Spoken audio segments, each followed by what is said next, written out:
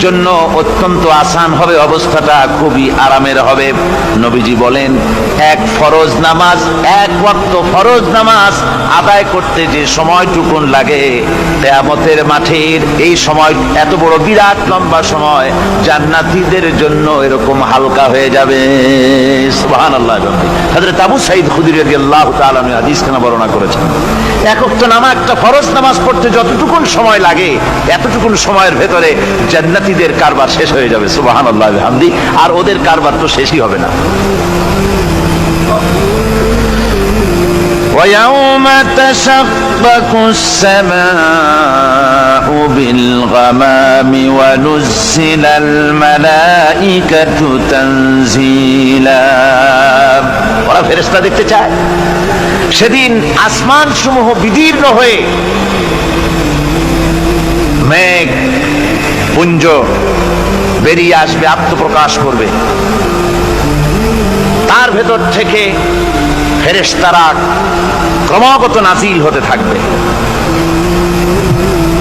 আর অবস্থাটাই হবে, আল মুলকু ইয়াউমাইযিনিল হাক্কু লির-রাহমান ওয়া কানা ইয়াওমান আলাল কাফিরিনা আসীরা। আর সেদিনের বাদশাহী হবে কেবলমাত্র রহমানেরই। ওয়া কানা ইয়াওমান আলাল কাফিরিনা আসীরা। আর সেই কিয়ামতের দিন, সেই সময়টা হবে কাফেরদের জন্য বড়ই কঠিন। এখানে কিয়ামতের কিছু কথা বলা হচ্ছে, কিছু আভাস দেওয়া হচ্ছে যে আসমান সমূহ বিদীর্ণ হয়ে মেঘ পিণ্ড বেরিয়ে আসবে এবং তার থেকে ক্রমাগত ফেরেশতারা নাজিল হতে থাকবে। আল্লাহর হাবিব বলেছেন, কেউ যদি কিয়ামতের দৃশ্য দেখতে চায় সেজন্য সূরা ইজা শামসু কুবিরাত ওয়া ইজা সামাউ ফাতারাত, ইজা সামাউ শাক্কাত, এই সূরাগুলি যেন পড়ে, তাহলে কিয়ামতের দৃশ্য তার চোখের সামনে প্রতিভাত হবে। কিয়ামতের দৃশ্যটা আসলে কেমন হবে সেই সূরাগুলি তেলাওয়াত করলে সে বুঝতে পারবে। যেমন আল্লাহ পাক বলছেন, ইযাস সামাউ ফাতারাত ওয়া ইযাল কাওয়াকিবু তাসারাত ওয়া ইযাল বিহারু ফুজ্জিরাত ওয়া ইযাল কুবুরু বুসিরাত। যখন আকাশসমূহ চূর্ণ বিচূর্ণ হয়ে যাবে আর তারকাসমূহ বিক্ষিপ্ত হয়ে পড়বে, সমুদ্র মহাসমুদ্রগুলি দীর্ণ বিদীর্ণ হয়ে যাবে, কবরগুলি সব উৎকীর্ণ করে দেবে, তার মধ্যে যা আছে সে সবগুলি। আবার আল্লাহ পাক বলেন, ইযাশ শামসু কুবিরাত ওয়া ইযান নুজুমুন কাদারাত ওয়া ইযাল জিবালু সুয়্যিরাত। সূর্য যখন ঢেকে যাবে, তারকাগুলি যখন বিপর্যস্ত হয়ে যাবে আর পাহাড়গুলি যখন চালিয়ে দেওয়া হবে, এই দৃশ্য তোমরা দেখতে পাবে। فإذا النجوم طمست وإذا السماء فرجت وإذا الجبال نسفت। সেদিন অবস্থা এমন হবে, সমস্ত তারকাগুলি স্তিমিত হয়ে যাবে আর আকাশসমূহ দীর্ণ বিদীর্ণ হয়ে যাবে। আর দেখতে পাবে পাহাড়গুলি, সমস্ত পাহাড়গুলিকে উড়িয়ে দেওয়া হবে। আবার অবস্থা আরো কি হবে, فإذا برق البصر وخسف القمر وجمع الشمس والقمر। যখন চক্ষু বিস্ফারিত হয়ে যাবে মানুষের, চাঁদ আর সূর্য নিষ্প্রভ হয়ে যাবে, সব একাকার হয়ে যাবে, চন্দ্র এবং সূর্য তার অস্তিত্বকে হারিয়ে ফেলবে। শুধু তাই নয়, ওয়াহুমিলাতিল আরদু ওয়াল জিবালু ফাদুক্কাতা দাক্কাতাও ওয়াহিদা। জমিন ও পাহাড়গুলির মধ্যে সংঘর্ষ লাগিয়ে দেওয়া হবে আর তা এক ধাক্কায় জমিন এবং সমস্ত পাহাড়গুলি চূর্ণ বিচূর্ণ হয়ে যাবে। সুবহানাল্লাহি ওয়া বিহামদিহি। আল্লাহ রাব্বুল আলামিন বলছেন, এইভাবে করে কিয়ামতের দৃশ্য, বিভীষিকাময় দৃশ্য তোমরা দেখতে পাবে। আর সেদিনের রাজত্বটা কার হবে? আল মুলকু ইয়াউমাইযিনিল হাক্কু লির-রাহমান, সেদিনের রাজত্ব হবে কেবলমাত্র রহমানের।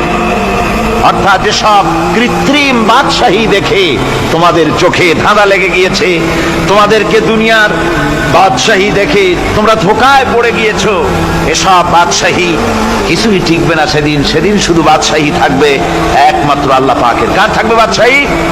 জোরে বলেন কার?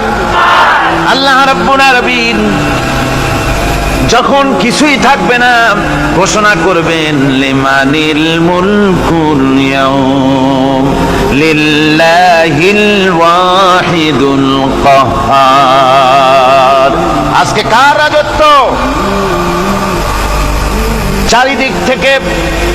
চারিদিক থেকে আওয়াজ আসতে থাকবে, পরাক্রমশালী আল্লাহ রাব্বুল আলামিনের রাজত্ব। আর কারণ নয়, হাদিস শরীফে এসেছে, বুখারী মুসলিম শরীফের হাদিসে এসেছে, আল্লাহর নবী বলেন আল্লাহ রাব্বুল আলামিন তখন তার এক হাতে আকাশ মণ্ডলীকে ধারণ করবেন, আর এক হাতে জমিনকে ধারণ করবেন। আকাশ মণ্ডলী এক হাতে, জমিন এক হাতে। এভাবে আল্লাহ রাব্বুল আলামিন বলবেন আইনাল জাব্বারুন আইনাল মুতাকাব্বিরুন, কোথায় সেই স্বৈরাচারীরা, কোথায় সেই দুর্বিনীত অহংকারী স্বৈরাচার যারা আমার জমিনের উপরে আমার মানুষের উপরে রাজত্ব চালিয়েছে, তারা আজকে কোথায়? কোথায় সেই অহংকারীরা? আল্লাহ পাক সেদিন যে বলবেন, সেদিন তো বলবেন, কিন্তু দুনিয়ার মাঝেও স্বৈরাচার যারা, অহংকারী যারা, তাদের শাস্তি পৃথিবীর বুকেও দেন, আর সেদিন তো দিবেনই। কত স্বৈরাচার আমরা দেখলাম, কত অহংকারী দেখলাম, যাদের তর্জনী হেননে লক্ষ কোটি কোটি মানুষ উঠতো আর বসতো। তাদের জিল্লাতির সঙ্গে আল্লাহ রাব্বুল আলামিন কতজনকে বিদায় করে দিলেন। ফুলের মালা নিয়ে কুলাতে পারে নাই, পা থেকে শুরু করে গলা পর্যন্ত ফুলের মালা দিয়া ডুবাই দিল ভক্তরা। আবার আল্লাহ রাব্বুল আলামিন এমন শাস্তি দিলেন, ফুলের মালার পরিবর্তে জুতার মালা নিয়ে জেলের মধ্যে ঢুকাইয়া দিলেন। ঠিক কিনা গণ? অহংকারী আর স্বৈরাচার যারা হয়, আল্লাহ পাক এভাবে তাদের দৃষ্টান্ত দেখিয়ে দেন। আমরা কত দেখলাম, 9 বছরের রাজা 10 বছরের সাজা। পৃথিবীর বুকে যারা অহংকার করে, যারা স্বৈরাচার হয়, আল্লাহর আইনকে যারা বৃদ্ধঙ্গুষ্টি প্রদর্শন করে, আল্লাহ পাক তাদের জমিনেও দেখান। এখানে চূড়ান্ত ফয়সালা আল্লাহ করেন না, আসল ফয়সালার জায়গা তো আছেই, তবে এখানে নমুনা দেখায় দেন। কিন্তু মুশকিল হচ্ছে, ইতিহাসের সবচাইতে বড় শিক্ষা হলো ইতিহাস থেকে মানুষেরা শিক্ষা গ্রহণ করে না। একজনে যে কাম করে বিপদে পড়ে, আর একজন এসে আবার সেই পথেই অগ্রসর হয়, নিশ্চিত মৃত্যুর পথে। আমার বন্ধুগণ, আল্লাহ পাক বলছেন সেই দিন আমার রাজত্ব হবে, আর কারো রাজত্ব হবে না। ওয়া কানা ইয়াওমান আলাল কাফিরিনা আসীরা, আর ওই দিনটা, ওই কিয়ামতের দিন হবে কাফেরদের জন্য সবচাইতে কঠিন। সবচাইতে কঠিন হবে কাদের জন্য? কাফেরদের জন্য। কাফের কারা? কাফের হচ্ছে তারা যারা নাকি আল্লাহর আইনকে অস্বীকার করেছে, আল্লাহকে অস্বীকার করেছে, আল্লাহর আইনকে অস্বীকার করেছে। ওরা কি? কাফের। কুফর শব্দের অর্থ হচ্ছে গোপন করা। এই জন্য অন্ধকার রাতকে আরবিতে কাফের বলা হয়েছে, অর্থাৎ যা সব জিনিসকে অন্ধকার দিয়ে ঢেকে দেয়। তো কুফর হচ্ছে সেই জিনিস যা মহাসত্যকে ঢেকে দেয়, সত্যকে, মহাসত্যকে ঢেকে দেয় যেই জিনিস, সেটাকে কুফর বলা হয়। আর এই কাফের অন্ধকারে ঘুরে মরে, সে কোন আলোর খোঁজ পায় না। আল্লাহ রাব্বুল আলামিন বলেন, কাফেরদের কথা এখন শোনাচ্ছেন আল্লাহ পাক, والذين كفروا أولياؤهم الطاغوت يخرجونهم من النور إلى الظلمات। যারা কাফের, যারা কুফরি অবলম্বন করেছে, তাদের সাহায্যকারী আর পৃষ্ঠপোষক হচ্ছে তাগুত। তাগুত বলা হয় সেই শক্তিকে যে শক্তি শুধু নিজেই আল্লাহর আইন অমান্য করে বসে থাকে না, বরং অন্যদেরকেও আল্লাহর আইন অমান্য করতে বাধ্য করে। ওদেরকে আরবিতে কি বলা হয়? তাগুত বলা হয়। আর এই তাগুতি শক্তি, এই তাগুত হয় তার সাহায্যকারী, যা তাকে আলো থেকে টেনে অন্ধকারের ভেতরে নিয়ে যায়। আর কাফের হচ্ছে আল্লাহ পাকের ভাষায় অর্থাৎ কোরআনের ভাষায় কাফের হচ্ছে সবচাইতে নিকৃষ্ট প্রাণী, সবচাইতে নিকৃষ্ট জীব, মহাসত্যকে যারা অস্বীকার করেছে, যারা আল্লাহকে মানে না, যারা আল্লাহর কোরআনকে মানে না, যারা ইসলামকে স্বীকার করে না, তারা সবচাইতে নিকৃষ্ট প্রাণী। আল্লাহ রাব্বুল আলামিন বলেন, ইন্না শাররাদ দাওয়াবি ইনদাল্লাহিল্লাযীনা কাফারু ফাহুম লা ইউমিনুন। নিশ্চয়ই আল্লাহর জমিনে সব বিচরণশীল জীব যত আছে, আল্লাহ বলছেন আমার জমিনে বিচরণশীল জীব যত আছে তার মধ্যে সবচাইতে নিকৃষ্ট প্রাণী হলো যারা ঈমান আনে নাই, যারা বিশ্বাস করে না আমি আল্লাহকে, যারা পরকালকে বিশ্বাস করে নাই, যারা কোরআনকে বিশ্বাস করে নাই, যারা ইসলামকে বিশ্বাস করে নাই, পৃথিবীর মধ্যে তারা সবচাইতে নিকৃষ্টতম প্রাণী। আল্লাহ বলেন শুধু নিকৃষ্ট জনক নিকৃষ্ট প্রাণী বললেই সারে না, এরা হলো চতুষ্পদ জানোয়ারের মতো। কে বলতেছেন? আমি বলছি না, কিন্তু আল্লাহ পাক বলতেছেন চতুষ্পদ জানোয়ারের মতো কাফেরেরা। وَمَثَلُ الَّذِينَ كَفَرُوا كَمَثَلِ الَّذِي يَنْعِقُ بِمَا لَا يَسْمَعُ إِلَّا دُعَاءً وَنِدَاءً। এই কাফেরদের দৃষ্টান্ত হচ্ছে সেই রাখালের মতো, যে রাখাল তার পশুদেরকে ডাকে আর ওই পশুরা একটা ডাক শোনে মাত্র, কিন্তু কি যে বলে তা তো পশুতে বোঝে না। কথা বুঝতে পেরেছে? সুম্মুন বুকুমুন উমিয়ুন ফাহুম লা ইয়াকিলুন। এরা বোবা, এরা বধির, এরা অন্ধ, এ কারণেই কোনো কথা বোঝে না। এরা চতুষ্পদ জানোয়ারের চাইতেও নিকৃষ্ট, যাদেরকে আমি আল্লাহ বলেন যাদেরকে আমি চোখ দিলাম, চোখ থাকতে হক দেখলো না, সব দেখলো। হক দেখে নাই চোখ দিয়া, এই চোখ দিয়া সব দেখলো। নারীর সৌন্দর্য উপভোগ করলো আর নারীর অঙ্গ প্রত্যঙ্গ নিয়ে নানা ধরনের গল্প লিখলো, কবিতা লিখলো, কিন্তু এই সৌন্দর্য যিনি দিলেন তারেও চিনল না। আছে না কত কবি আমাদের দেশে? আমার দেশের সেই কবি জাতীয় পুরস্কার পায় যে কবি নারীর বিশেষ বিশেষ অঙ্গ নিয়ে বেশি করে নির্লজ্জ কবিতা লিখতে পারে, ওই হলো সবচেয়ে বড় কবি। আমার বন্ধুগণ, একজন বুজুর্গ ব্যক্তি তিনি পথ দিয়ে যাচ্ছিলেন, তো সে পথে এক সুন্দরী যুবতী মেয়েকে দেখে সেই যুবতী মেয়ের দিকে এই বুজুর্গ ব্যক্তি এক নজরে তাকায় আছে। তখন এই ঘটনাটাকে কবি এভাবে লিখতেছেন সাজায়, একদা সুখদায়ক প্রমোদা বদন দর্শন করিব ঝরিল নয়ন, হেসে কহে সে রূপসী সবিস্ময় মন, কহ দেখি মহাশয় কহ কি কারণ, বিষয় বিরাগী তুমি ভুবনে প্রচার, কি হেতু জন্মিল তব মানস বিকার, সামান্য ললনা রূপ করি দর্শন, উচিত না হয় তব অশ্রু বরিশন। বুজুর্গ ব্যক্তি ওই মহিলার দিকে তাকিয়ে তাকিয়ে কাঁদতেছেন। সুন্দরী মহিলা বলেন, আল্লাহর বুজুর্গ বান্দা, আপনি এলাকার ভিতরে বুজুর্গ এবং পীর হিসাবে, বুজুর্গ ব্যক্তি হিসাবে আপনি বিখ্যাত। আজকে আমাকে এখানে দেখে আপনি আমার দিকে তাকায় আমার রূপ উপভোগ করতেছেন আর কাঁদতেছেন। আপনার মতো সংসার বিরাগী মানুষ আমার মতো একটা সুন্দরী মেয়েকে দেখে এভাবে কাঁদা ঠিক না। বুজুর্গ ব্যক্তি বলছেন, হেসে কহিলাম বালে করহ শ্রবণ, নেত্র ঝরে তবু হেতু ভেব না এমন, যে শিল্পী রচিল ওই সুধাংশু বদন, তাহার তরে ঝরে নেত্র নয়নে জীবন। ও আল্লাহর বান্দি, আমি তোমাকে দেখি কান্দি না, আমার চোখে পানি বেরিয়ে গেছে। তোমারে দেখে আমি মনে মনে ভাবলাম, এত সুন্দর করে যিনি মানুষ বানিয়েছেন, না জানি ওই আল্লাহ রব্বুল আলামিন কত বড় সুন্দর।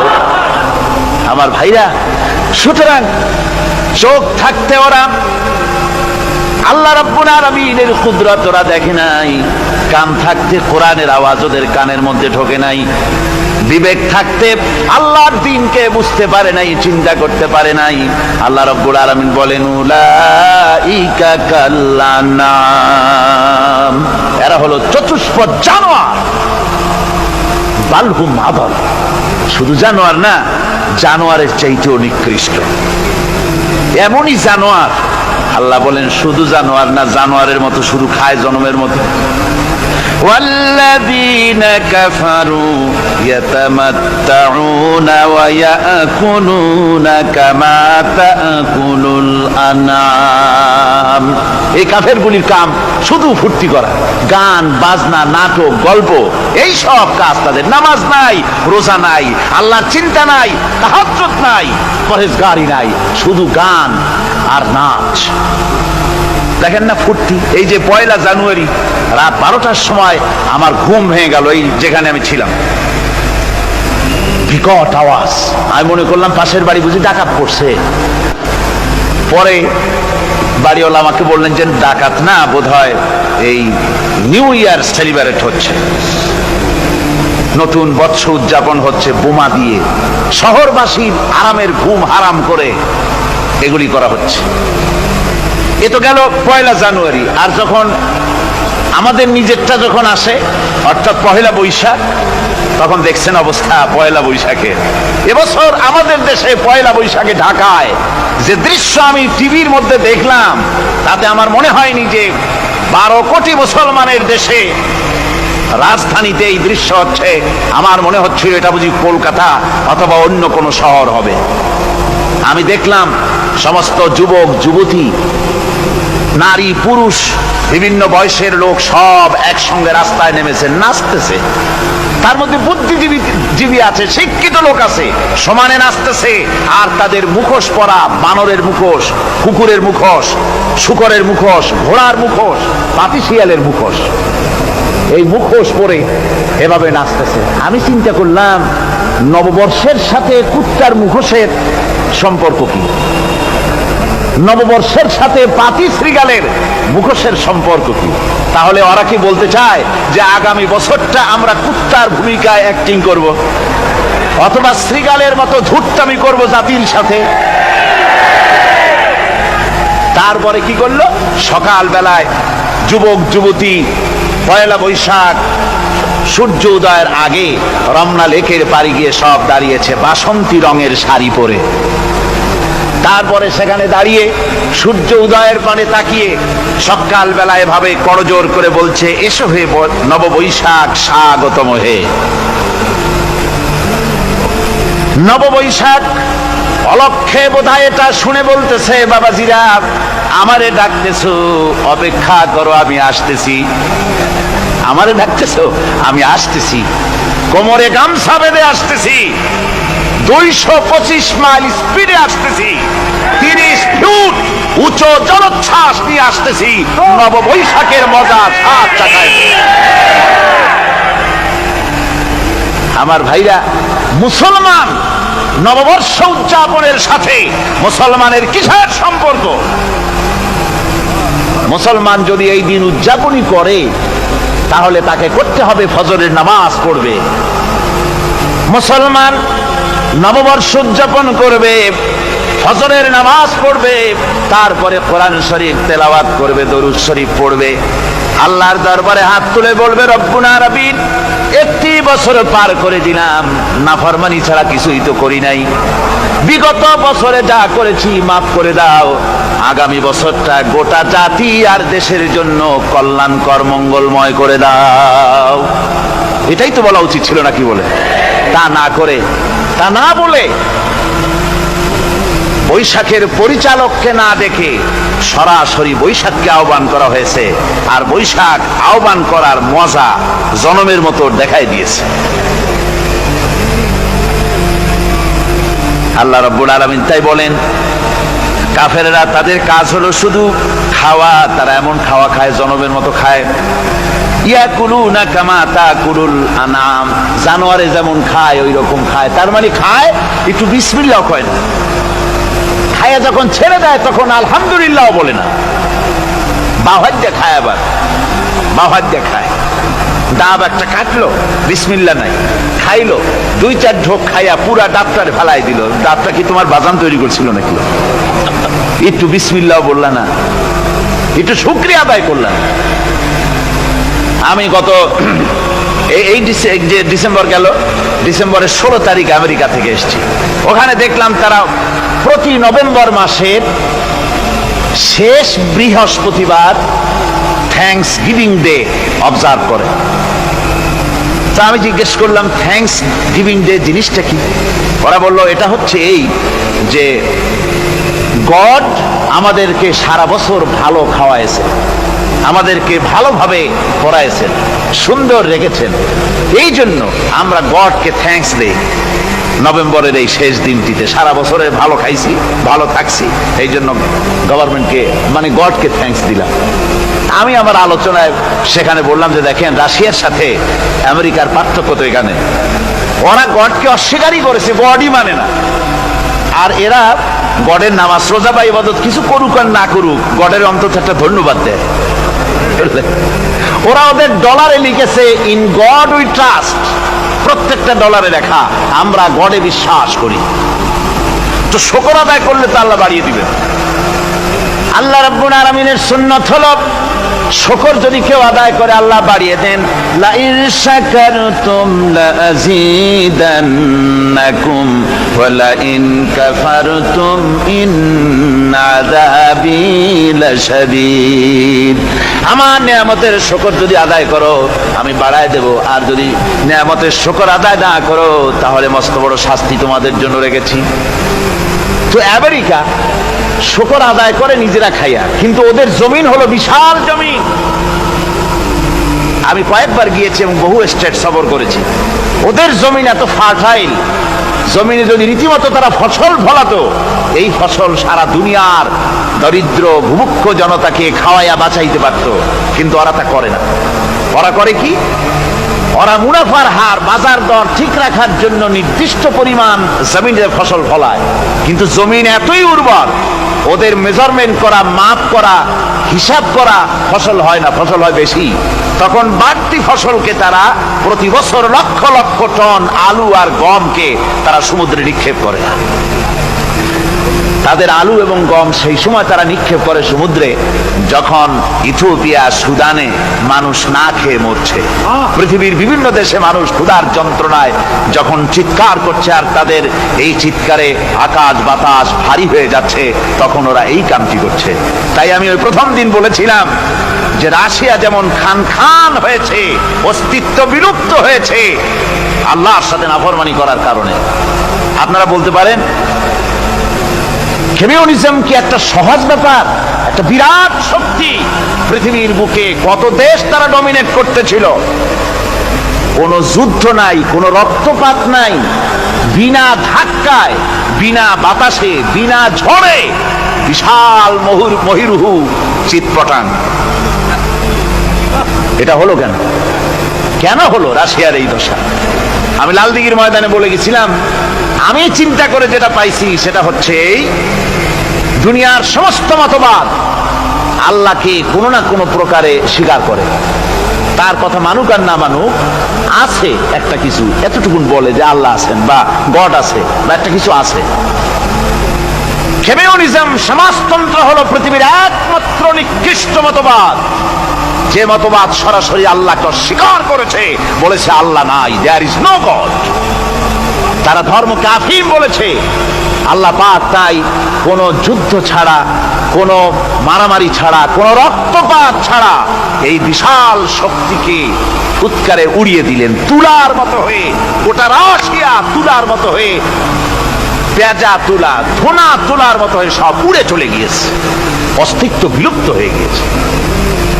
কিন্তু আমাদের দেশের খুচরা কমিউনিস্টরা এখনো স্বপ্ন দেখে।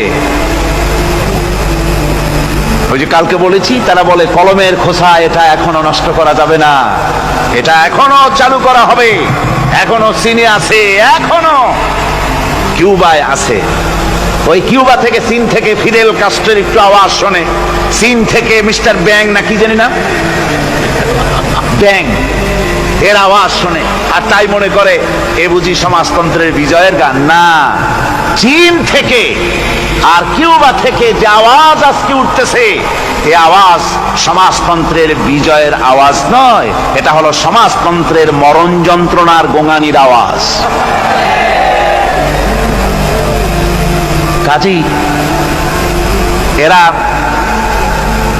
দুনিয়ার বুকে শুধু আনন্দ এবং ফুর্তি করে, আল্লাহর হককে, আল্লাহকে চিনতে তারা ব্যর্থ হয়েছে। আল্লাহ রাব্বুল আলামিন বলেন, অবিশ্বাসীদের কৃতকর্ম, তাদের কাজগুলি, তাদের কর্মফল সব নিষ্ফল হয়ে যাবে। والذين كفروا أعمالهم كسراب بقيعة يحسبه الظمآن ماء। আল্লাহ পাক বলেন, কাফের যারা, অবিশ্বাসী যারা, যারা আমাকে অস্বীকার করেছে, অবিশ্বাস করেছে, তাদের আমলগুলি হলো মরুভূমির মধ্যে মরীচিকার মতো। মরুভূমির মরীচিকা, মানুষ যখন মরুভূমির ভিতর দিয়ে যায়, পানির পিপাসা লাগে, দূরে দেখে পানি চিকচিক করতেছে, আর ওই মরীচিকা যেটাকে সে পানি মনে করেছিল, হাত্তা ইযা জাআহু লাম ইয়াজিদহু শাইআ, যেটাকে সে পানি মনে করে ছুটতেছিল, যখন কাছে গেল, আল্লাহ পাক বলেন কিছুই সেখানে পায় না, শুধু মরীচিকা, বালু আর বালু। এরকম করে যারা আমার দিনকে অস্বীকার করেছে, আমাকে অস্বীকার করেছে, তারা যত ভালো কাজ করুক আর যাই করুক না কেন, তাদের কৃত কর্মগুলি এভাবে সব নিষ্ফল। এ হলো এক কথা।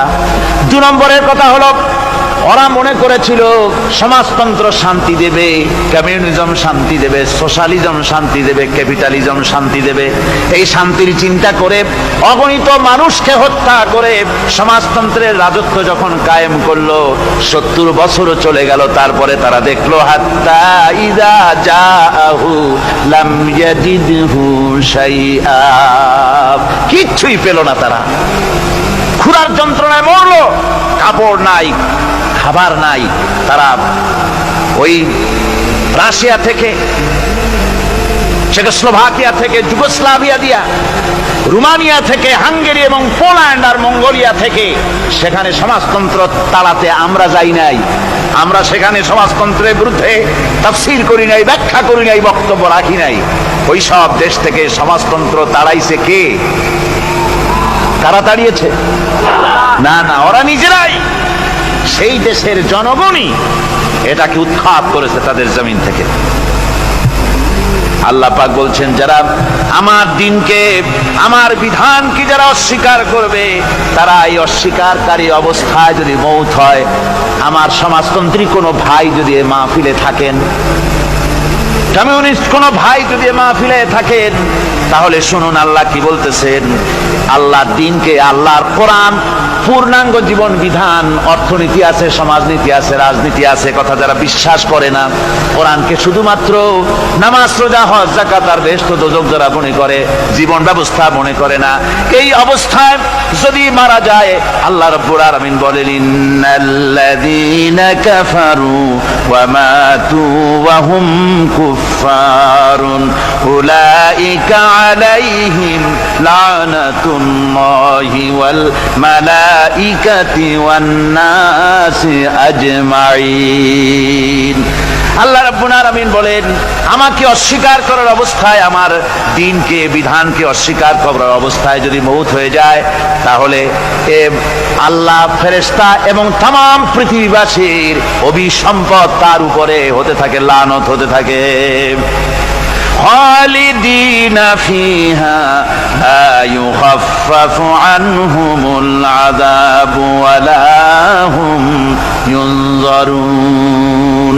এই অভিসম্পদ অবস্থায় তারা সব সময় লিপ্ত থাকবে, না তাদের আযাবকে কমায় দেওয়া হবে আর না তাদের কোন রকম অবকাশ দেওয়া হবে।